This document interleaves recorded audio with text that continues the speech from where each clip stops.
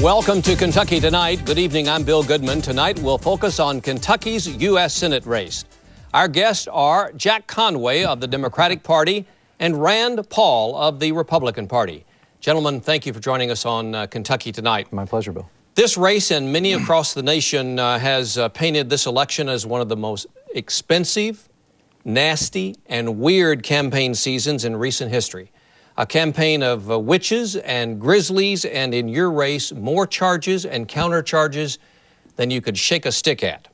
The Herald Leader said Saturday, the war of commercials has been dominated by broadsides against the candidates, not information about their proposals. Raymond Blythe of Frankfort emailed me today and wrote, after months of listening to the constant negative ads that inform me of all the reasons why I should not vote for the other guy, I would suggest to both candidates that they spend this time telling me why I should vote for them. Tonight, in your final joint appearance, I'd like for you to concentrate on your positions on these issues, and I promise you we'll get to as many of those issues as possible. But before we start that discussion, I want you to tell me a little bit about yourself.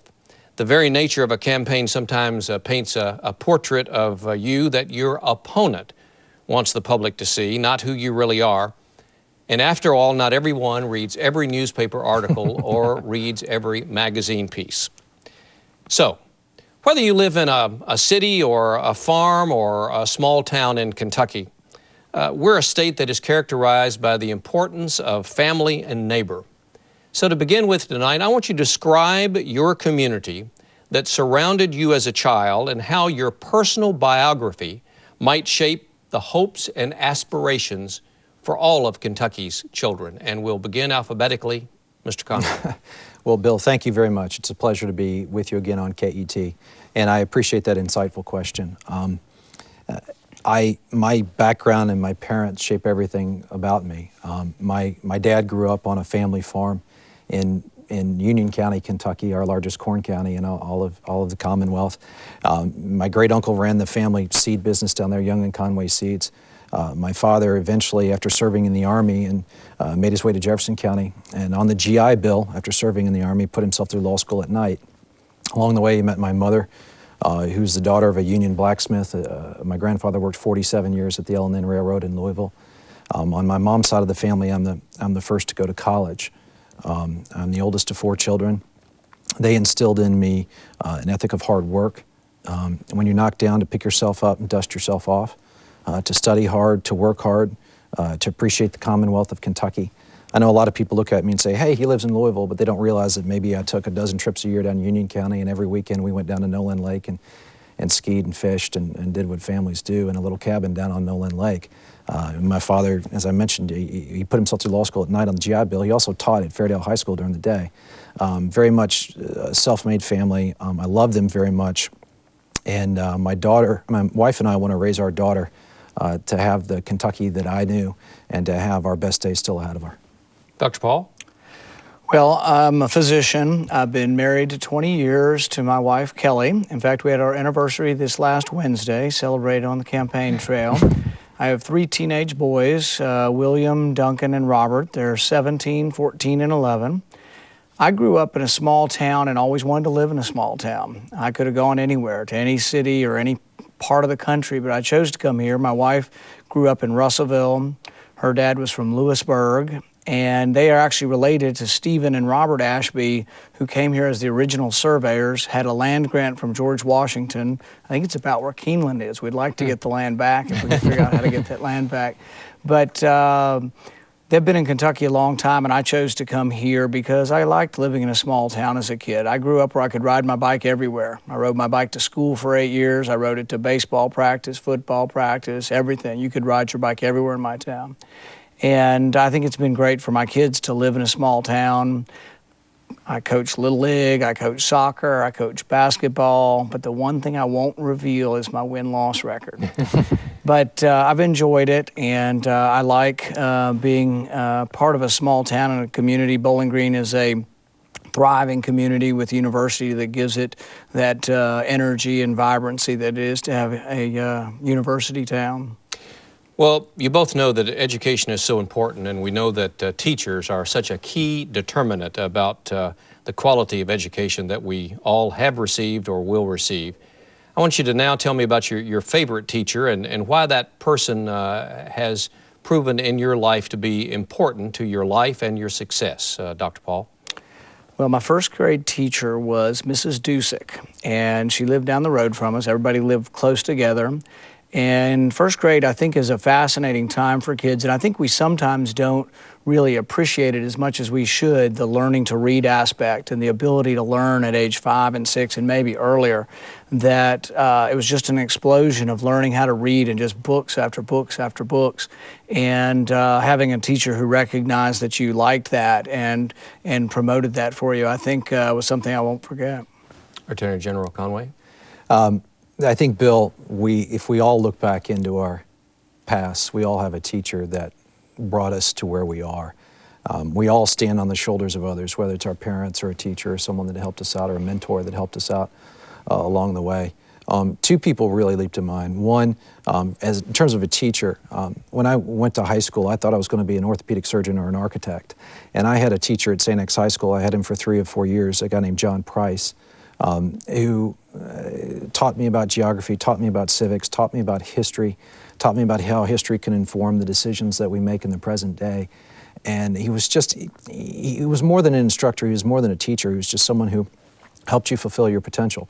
And I certainly wouldn't have gone to get a public policy degree or I wouldn't be where I am today if it weren't for John Price. The other, not a teacher in a classic sense, but Crit Llewellyn, I worked with her for 6 years. She taught me organization. She taught me never to act like you have the answers when you don't, but how to find the answers. And those are the two people I think too. A couple of quick questions before we get to the issues. What's your favorite Kentucky State Park? I would have to say Lake Barkley. There's that great vista overlooking Lake Barkley down there, and it's right up there by the lodge looking down the lake, and I would say Lake Barkley. Barren River Lake. Close by. And fiction or nonfiction? Let me just ask you, forget the nonfiction because I know that you both have read a lot of that. What's the latest piece of fiction that you read, Dr. Paul? Poisonwood Bible by Barbara Kingsolver. Good Kentucky writer. Yeah. I read a lot of nonfiction. I'm almost exclusively nonfiction. I think the last piece of fiction I read was probably the Da Vinci Code. Good. You enjoy it? Yeah, I did. Very good. Let's talk about some issues in this campaign, and before we do that, I'd like for you to give me your thoughts on the issues without stating your opponent's viewpoint. Your talking points first, in other words, and if there are differences, and I'm sure there will be, we'll have a discussion about where you disagree. To begin with, what's the important issue facing the country? And if you're elected and go to Washington, what will be job one for you addressing that issue, Dr. Paul? I think jobs and the recession, but I think also how government interacts with that. I think that government competes for precious funds and that we need to be sending less money to Washington and keeping more money here in Kentucky. Our recession numbers just went up. You know, we're up over 10% now in Kentucky, and I think we're making a mistake. President Obama is making the mistake that he thinks government is the answer to everything, and I think really we need to have more respect and more understanding for how individual entrepreneurs, individual businessmen and women create jobs, and we need to be more conscious of that. Right now, the president is laying down more regulatory burdens. President Obama has added a 2,500-page healthcare takeover bill that I think is going to create more unemployment. He's added a banking regulation bill that's 2,500 pages, and it's going to add more regulations to your local community bank. It already is. When you talk to local businesses around Kentucky, they're already very concerned about the ability to get a loan, even those with good credit records. So my biggest fear right now is that the president, through all of his new regulations on the economy, is going to keep us from getting out of this recession. I think job number one is jobs. And of the two candidates sitting here, I actually have a jobs plan. If people go to my website and look at jackconway.org, we have something we're calling a hometown tax credit. And I'm a different type of Democrat. I think that when you're sitting in places like Fayette County, Kentucky, they're looking at Washington and they're saying, well, yeah, the government's growing, but jobs aren't being created.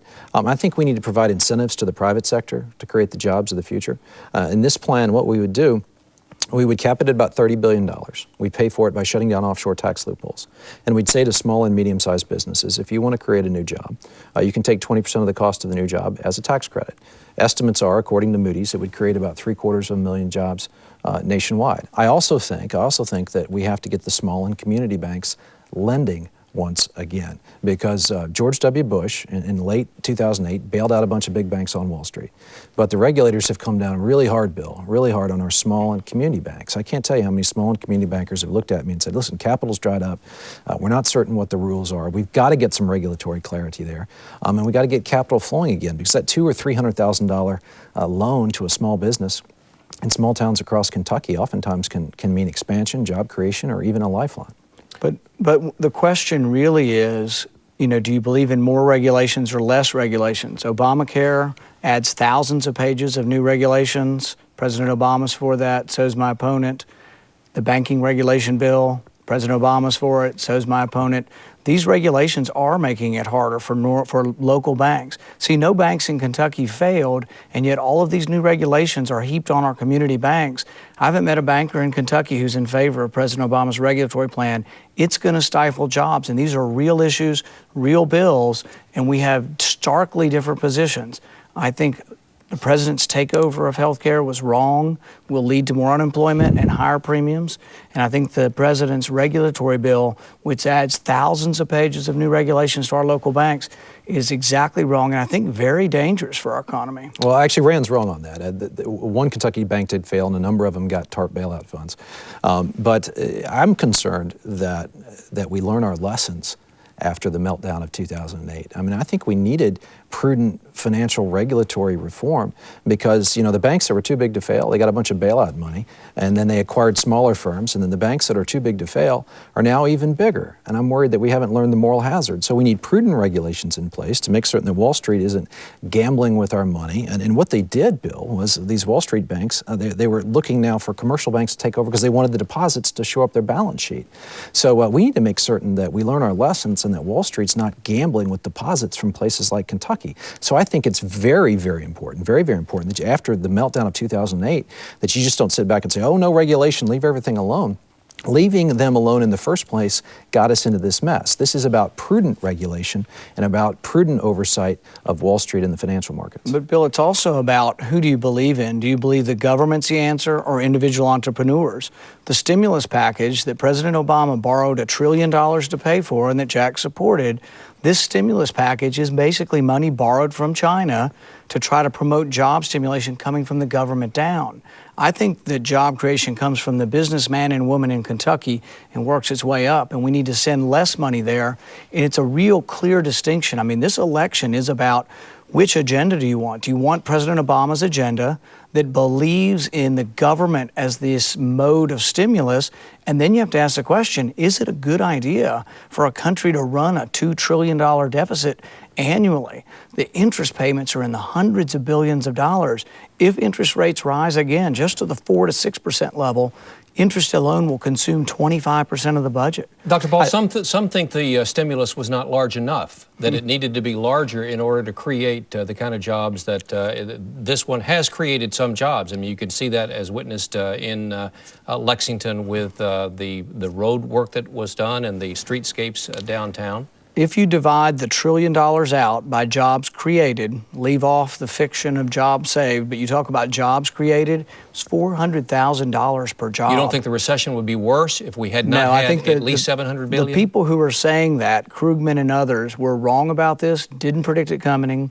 Geithner didn't predict it coming. Bernanke didn't predict it coming. And these are the people who are saying it would have been worse had we not done it. But the thing is you have to ask an important question. Where does the $1 trillion come from? It's being borrowed. We don't have it. It's not like, oh, we had a big bunch of savings in Washington. We're going to send it out and spend it. That would be a little bit different. This money is borrowed from China or simply printed by the Federal Reserve, and it's a disaster for our economy. I fear it's going to make things much worse. And Mr. Conway, if tax cuts had worked for many years, why hasn't this, how would a hometown tax credit or tax cut, how would that work effectively? Has it been looked at as far as... Yes, it's been looked at. It's been looked at by Moody's.com.